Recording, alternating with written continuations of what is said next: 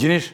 Tani, lidhur me takimin e Ramës do të thoja që nuk ka në një ndryshim me takimet e kaluara, madje një nga takimet si motre ka qenë ajo famshme në amfiteatrin e Tiranës, që ose kujtohet nga viti 2021 atëherë. Të teatri? Që ishim që të amfiteatri e presidenca aty, kur gjithë ishim me maska, dhe nuk fliste njëri, fliste vetëm kryeministri.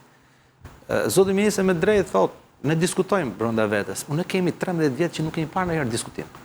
Kjo është një parti komplet e mbyllur. Keni parë ndonjëherë në një mbledhje kryesisë Partisë Socialiste?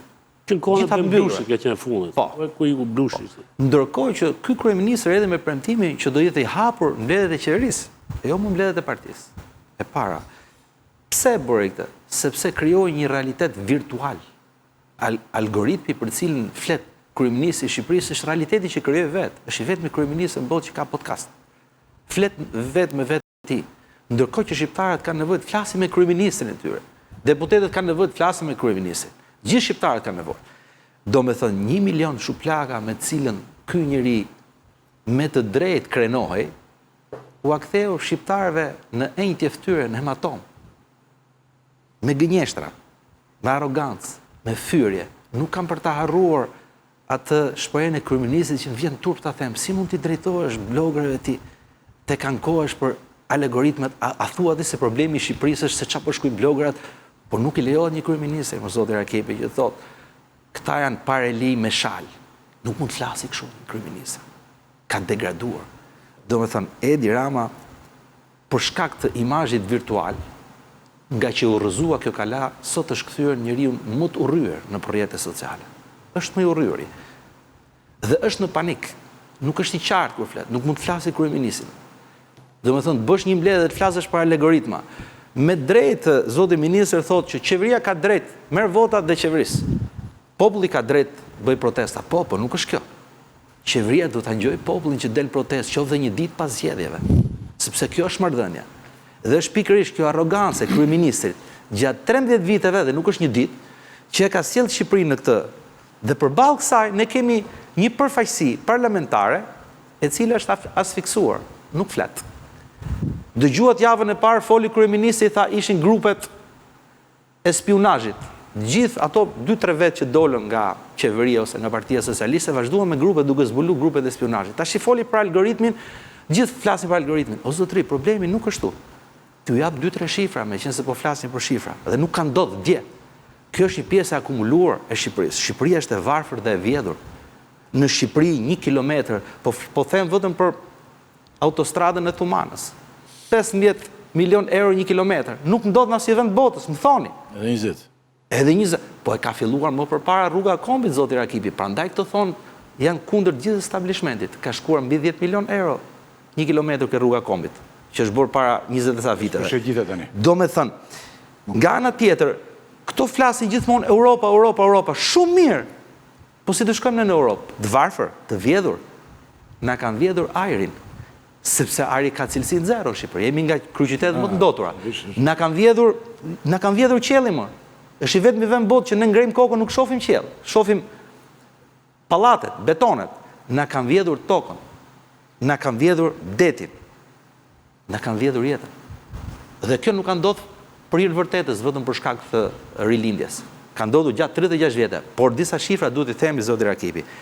Si ka lëviz varfëria? Këtu flasim për rritje ekonomike, për shifra. Si ka rrit varfëria? Është shumë e thjeshtë. Hapnin statin. Në 2008 e kemi pas varfërinë 12%. Në 2012 14%, në 2022 19% dhe sot e kemi në 2023, se skandal të 2 vitet e fundit, 42% thot instati rrezik varfërie, se ndryshon metodologjinë dhe lu me shifra. Rrezik varfërie 42% të shqiptarëve. Këto janë historitë. Ndërkohë që imazhi virtual që ngriti zoti Rama gjatë tyre 13 vetëve, me 24 orë ujë që nuk i kemi, me 300.000 vende pune që ne nuk i kemi, me 4 aeroporte që ishte që premtimi i mandatit kaluar, ne nuk i kemi. Kemi vetëm miliardat e koncesioneve. Kemi investitor strategjik, njerëz që na dalin të kapur nga krimi ndërkombëtar, edhe në Zvërnec. Zoti Shehu është investitor strategjik, e dini apo jo?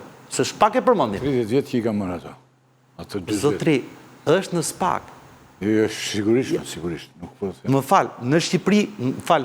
Vetëm nga ajo, zoti ministri di më mirë se mua, se është ministri i drejtësisë.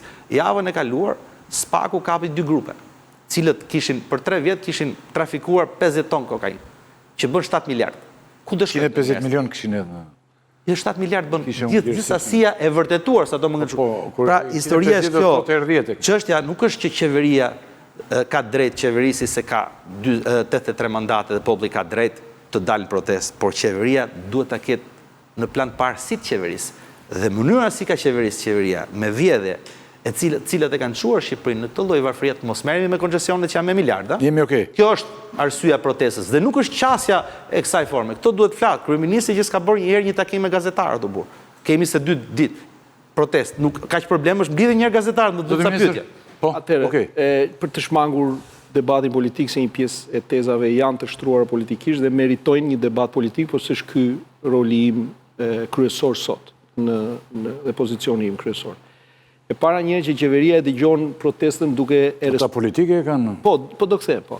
Qeveria dëgjon protestën duke e respektuar atë protestën, edhe duke e mbrojtur që në atë protest jo vetëm fëmijët të shohin prindrit e tyre, pra ndërsa luajnë, të shohin prindrit e tyre dhe të mësojnë si të protestojnë dhe të mos kenë frikë që ta hanë plumbin mballit. E para, kjo është mënyra se si qeveria dëgjon dhe respekton. Është meritë e protestuesve, sepse ato ju dëgjova me vëmendje. Se ne kemi parë ju keni qenë në opozitë, keni shkuar me hunj dhe keni djegë institucione një lloj si Berisha. Merita e tyre është të protestojnë demokratikisht dhe paqësisht.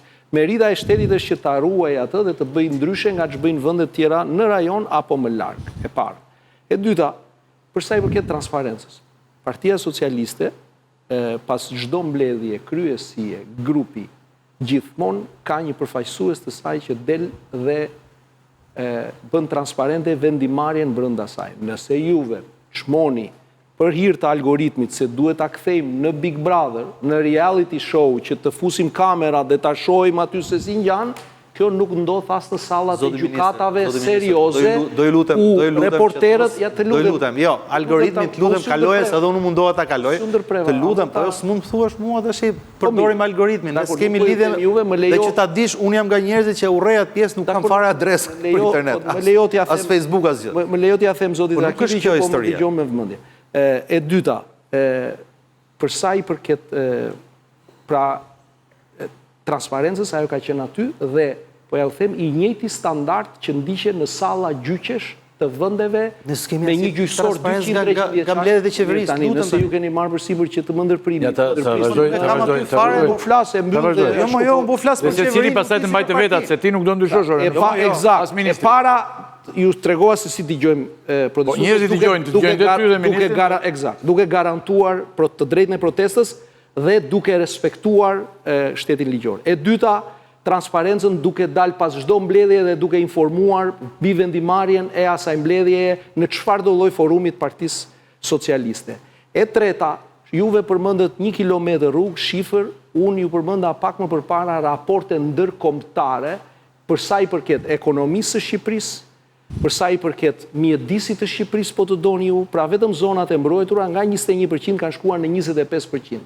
Pra Vjosa nga një lum ku bënte kushdo çfarë të donte dhe kishte dhënë një lejë hidrocentrali, sot është një park natyror.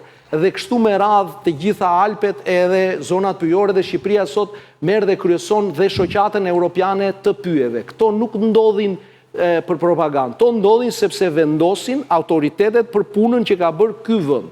Dhe e treta, nuk besojnë që vinë këtu turistët dhe janë shtuar nga 2 milion kur ne filluam qeverisim në 13, a ku diun sa ka shkuar tani 15 për ajrin e ndotur dhe për detin e vjedhur. Besoj që vinë pikërisht për atë det publik edhe për ato ambjente publike. Patjetër. Gjithë bim dakord që Rama ka reaguar keq me protestën. Diferencën i takon deputetëve ta bëjnë. Deputetët Nëse deputetët bëjnë diferencën me Ramën, mund të kemi prapë të majtën në pushtet, po pa Ramën si kryeministër. Vetë një tjetër.